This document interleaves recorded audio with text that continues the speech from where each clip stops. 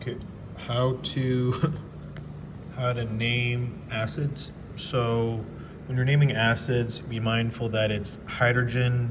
There's a hydrogen plus some anion. So for example,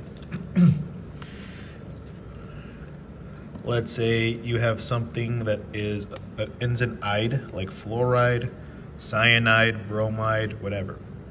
So remember that hydrogen's 1 plus, and fluorine, according to this, is 1 minus. So I'll crisscross the ones, I'll end up with H and F. And to designate that something is an acid or a base, when it's dissolved in water, you need to put AQ. So because it ends in "ide," here's how you would name it. So fluoride,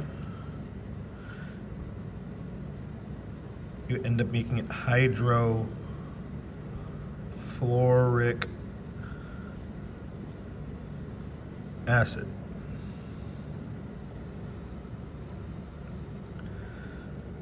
Looking at this next one, this is carbonate.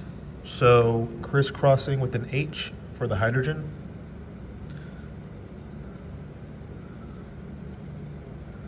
So it's H2CO3AQ. If it ends in ate, like carbonate, bromate, manganate, it becomes carbonic acid. So if it ends in ate, it's ic acid. If it ends in "ide," it's hydro something ic acid. Okay, so I changed the card. So chlorite. So again, you see the oxidation number, so H plus, and then the chlorite ion. Crisscross the ones, it becomes HCl2 AQ because it's aqueous. So ends in ite, it becomes OUS acid. So this is chlorous acid. So if you're forming an acid with something with sulfur or phosphorus, kind of like here, you have thiosulfate and phosphite. So thiosulfate, it's a similar pattern. You have an oxidation number of 2 minus, so it becomes H2S2O3.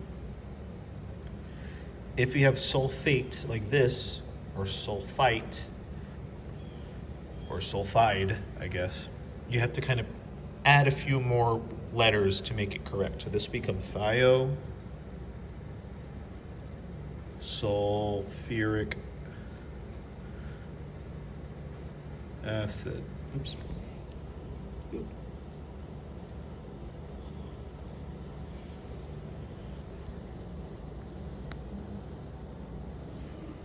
Thiosulfuric acid. This is phosphite. So this is H3PO3, ends in ite. So this is phosphorus acid.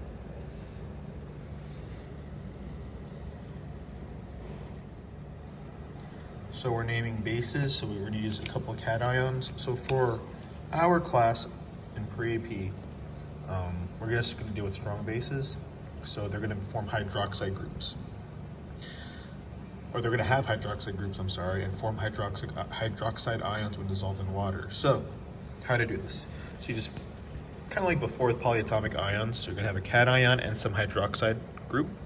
So CS plus, a 1 plus, and OH1 minus. Crisscross the ones, you end up with CSOH, aqueous. And to name it would be cesium hydroxide. Calcium and a hydroxide, the name is going to be calcium hydroxide.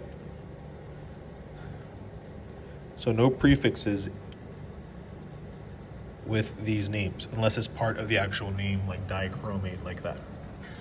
So calcium hydroxide, so Ca2 plus and OH1 minus, crisscross, so it's Ca, OH. I have two OH groups, so I got to put this in parentheses, and then AQ.